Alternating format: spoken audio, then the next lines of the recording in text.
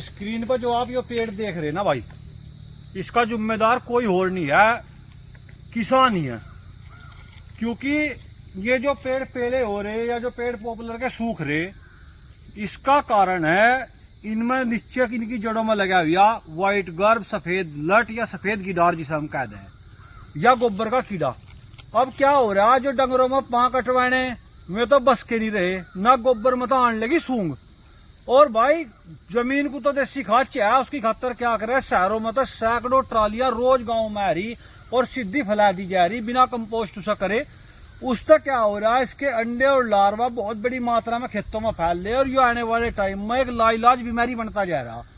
अब भाई बात करें पॉपुलर में इसके नुकसान की, सब वैसे तो सभी फसलों में इसका नुकसान है, पर पॉपुलर में जो इसका नुकसान है ना वो सबसे ज्यादा है। उसकी खातर हमें जानना पड़ेगा इसका लाइफ साइकिल या जीवन चक्र।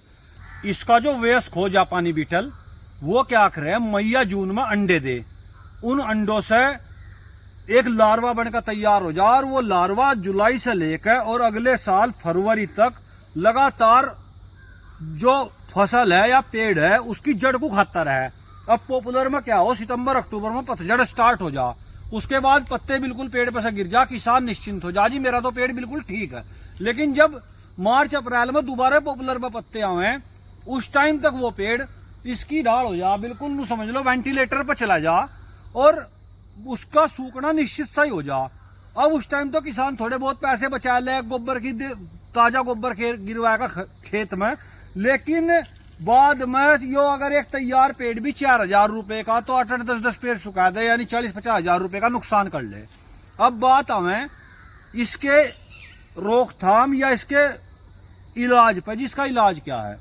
पहले रासायनिक इलाज की बात करें तो भाई तुम सब ने पीएचडी कर रखी, इतना रसायन हम खेतों में गिर रहे, सबको पता कौन सी दवा ज्यादा काम करे या कौन सी नहीं करती।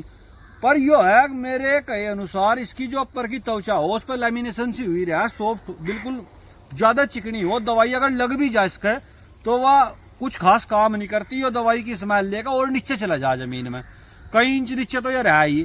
तो उसकी शायद जो भी तुम रासायनिक खाद वो गिरो दवाई, उसकी शायद WDG सल्फर और साथ में ले लो तो उसका रिजल्ट और बढ़िया रहेगा। अब दूसरा एक अंकित भाई है, उन्होंने मुझे 2-3 दिन पहले कमेंट करके पूछा था कि भाई ये ऐसे ऐसे पेड़े हो रहे हैं और इसका इलाज क्या है। अब इसका इलाज मैं उन्हें कहा भाई है तो, लेकिन आप करने के नहीं। वो करने का नहीं का मतलब ये है जो जैविक इलाज है ना उसमें हमें विश्वास ही नहीं है।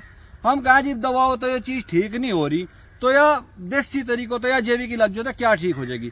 भाई अगर इसका जैविक इलाज करना, एक तो एंटीमोपैथोजेनिक निमोटिड नाम था EPN करके आवे, एक इसके बाद आवे वेवेरिया बेसियाना और एक मेटाराइजम एनिसोपली करके, 3 शुरू वाला तो निमेटोड है एक, उसके बाद के 2 कवक हैं, यानी एक प्राकृतिक कीटनाशक है जो इंसान और जानवरों को नुकसान नहीं करते, सिर्फ इन्हें ही नुकसान करें।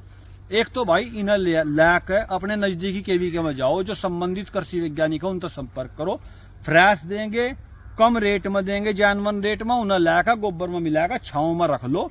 और उसके बाद अपने जो पॉपुलर में आप खाद डाल ले, उसमें रासायनिक खादों तो अलग, उन्हें थोड़ा थोड़ा डाल लो। इनकी मित्र कॉलोनी विकसित होंगी, ये सीधा सीधा उन्हें बीमार कर देंगे, सफेद गिडार हो चाहे डिम्मक हो, और पेड़ रोग रहित रहेगा। और जिसमें हाल फिलहाल में आ रहा उन भाइयों के लिए भी बताऊं भाई, एक तो बड़ा सार और छोटे छोटे मटके ले आओ, जितने भी थारे पेड़ प्रभावित है या तो मैं पता इनमें आ सके।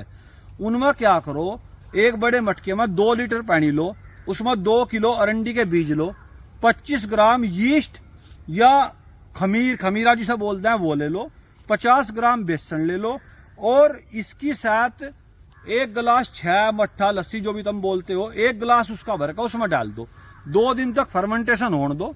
उसके बाद जो छोटे छोटे लाए थे तुम में मिट्टी के बर्तन, एक छोटा बर्तन लिया, 500 ml पानी लिया, 100 ml यो मिलाया और उसे जो पेड़ प्रभावित है उसको थोड़ी दूर पर गाड़ दो। इसकी जो स्मेल है वो इसे जो सफेद गिडार है अपनी तरफ आकर्षित करेगी और भाई यो उससे काफी बढ़िया रिजल्ट रहेंगे, एकदम खत्म हो जाएगा। और भाई अगर यो भी नहीं कर सकते तो जहां ये पेड़ प्रभावित हो रहे हैं इन्हें उसी हिस्से को कटवा कर 2-3 साल तक खाली छोड़ दो।